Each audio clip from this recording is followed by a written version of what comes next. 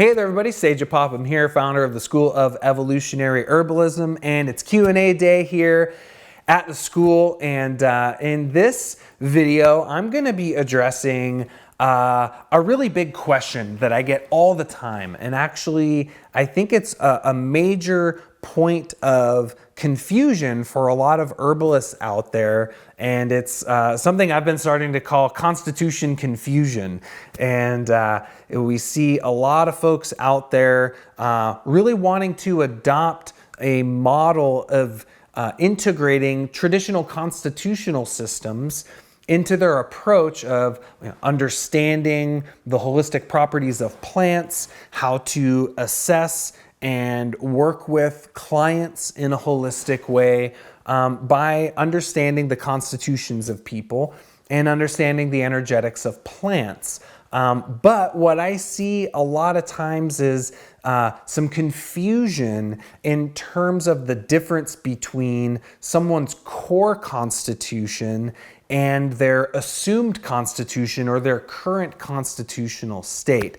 So this was a great question that I got from one of my students this week. It's actually a question that I get all the time. And so I thought I would share this segment from my student Q&A video this week with the greater evolutionary herbalism community out here, because I know that it will serve you well. So enjoy this little segment here on constitution confusion. And this question is a little something I like to refer to as like constitution confusion.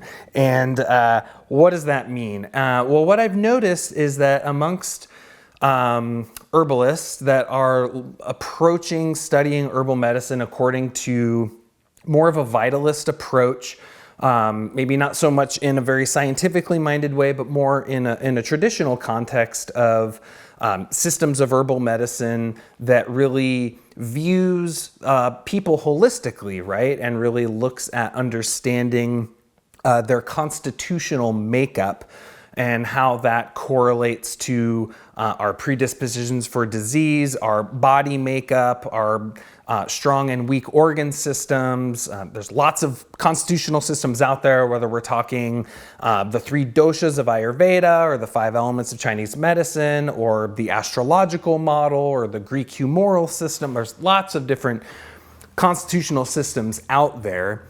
But the core confusion that I see amongst a lot of people that I really want to address here is the question of what happens when someone has a constitution and they have a symptom or a disease or an acute condition that is different from their core constitution.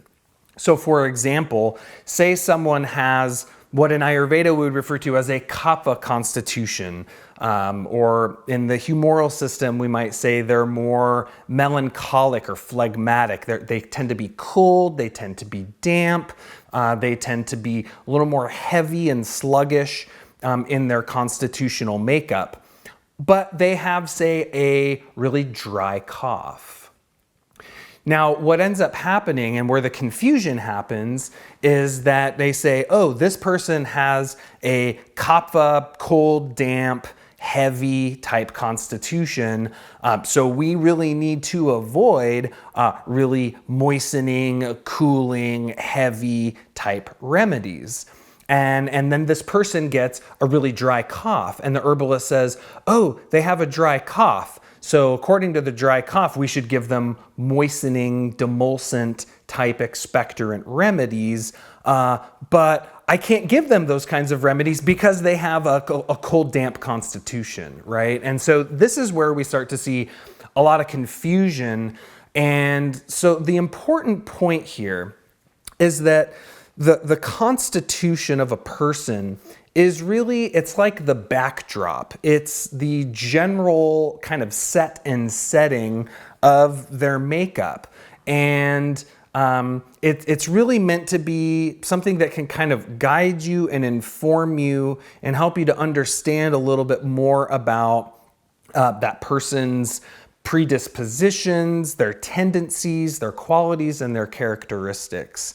But we don't want that to override your ability to see what's right in front of you and to treat a symptom or an issue or a disease or something that they're dealing with acutely in that moment. And I think this is really well illustrated in the Ayurvedic model, in their kind of the two sides of the coin of the constitution, so to speak. And the one side of that coin is what they call the Prakruti, right? This is your core, innate, born constitution. You know, you're born into this world and you're stamped with these unique kind of confluence of energetic forces that kind of set up or predispose you for embodying and expressing certain qualities and characteristics. But over time, as we live our lives and we eat certain foods and interact in certain ways and live in a certain climate and, ingest certain foods or herbs or medicines, right? That constitution can start to change. We start to assume a different constitutional state. Or, for example, you get acutely sick and you have a different constitutional pattern than what is present in your core constitution. And this is what in Ayurveda is referred to as the Vikruti, or your assumed constitution. And really, boiling it down, from a therapeutic perspective, the Vikruti is the most important thing.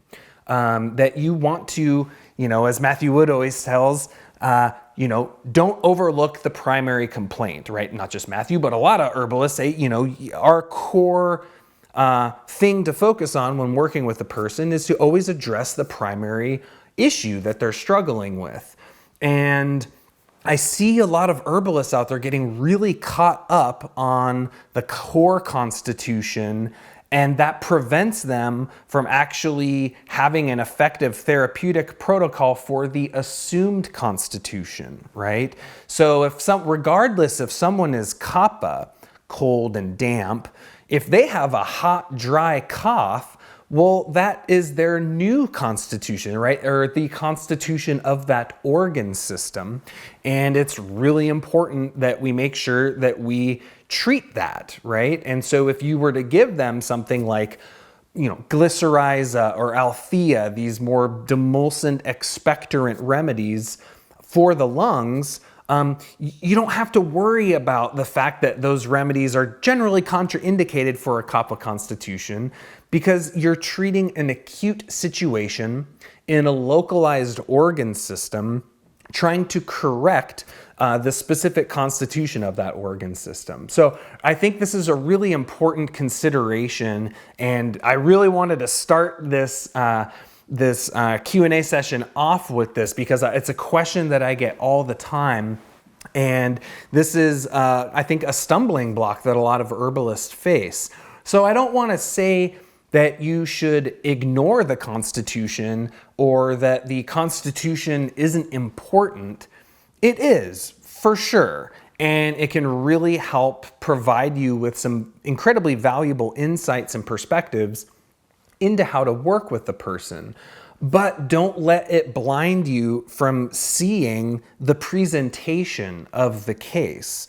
And so it's really, really important that we treat what's right in front of us. We correct the excesses and the deficiencies that are contributing to the health concern that a person is having. So the kind of the end point here is to always make sure to attend to the current or assumed constitutional pattern.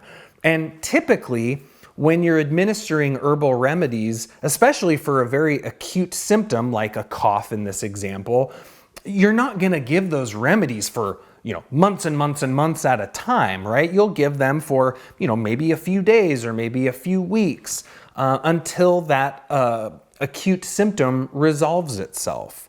And at which point you stop administering the herbs, right? Because the primary problem has been treated and addressed. So where you end up needing to pay a little closer attention to the Constitution, the core Constitution, typically is when you're going to be administering plants over a longer term period of time in higher doses, right? This is where you have to really pay attention to any potentials for those plants causing an imbalance, right? Because I think that's a fear a lot of us have as herbalists, right? Is that we really don't want to create more problems for a person, right? We want our herbs to heal them. We want our herbs to help them, right? And so there's this fear of, oh, I don't want to give the wrong remedy and make something worse and create an imbalance in their constitution. But you're not really typically not going to really run into that kind of an issue if you're just administering herbs in, moderate doses, moderate frequency for a short period of time, because what you're doing in those situations is you're correcting a localized imbalance in a specific organ system. It's not until someone is really taking an herb with consistency for a longer term period of time that you're going to start seeing it affecting the constitution as a whole. Now, of course, there's always exceptions to the rules, right?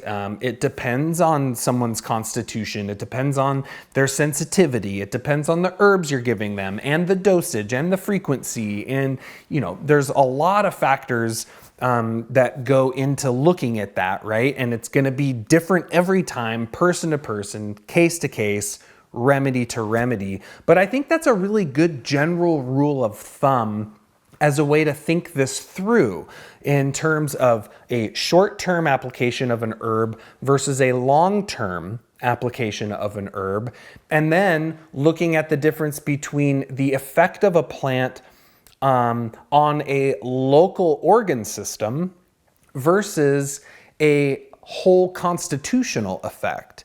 And this is actually one way that you can start to see and kind of let's say you're studying a remedy and you look up that remedy in one herb book and it says that remedy is moistening. And then you look up that remedy in another herb book and it says drying. And it's like, what? That's totally confusing. How can a plant be moistening and drying at the same time?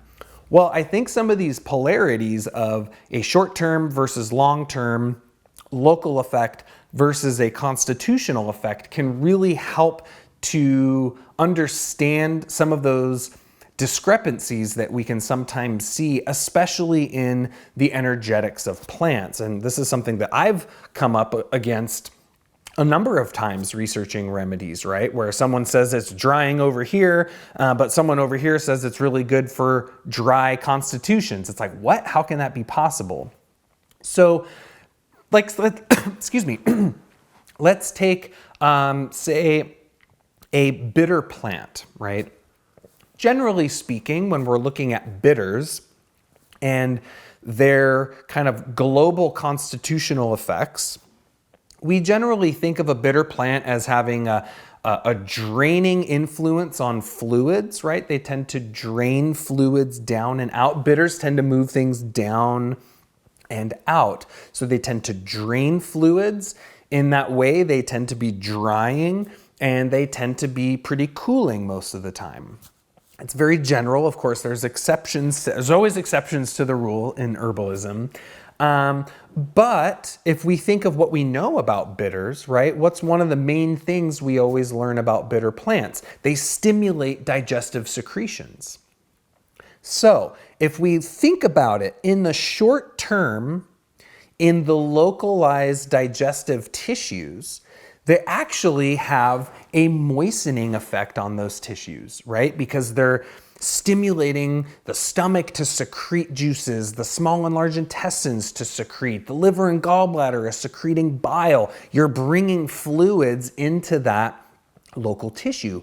In the short-term local perspective, it's actually moistening.